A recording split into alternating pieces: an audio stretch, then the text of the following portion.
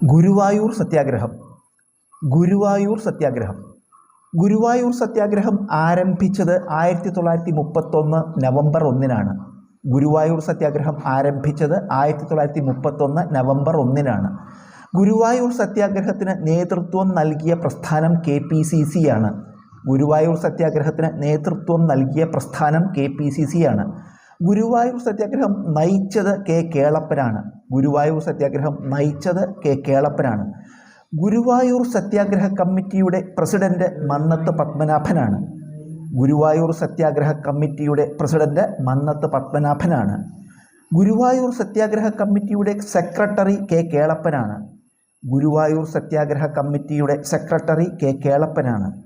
ഗുരുവായൂർ സത്യാഗ്രഹത്തിൻ്റെ ഭാഗമായുള്ള ആദ്യ സത്യാഗ്രഹ സംഘത്തെ കണ്ണൂരിൽ നിന്ന് നയിച്ചത് ടി സുബ്രഹ്മണ്യൻ തിരുമുമ്പാണ്.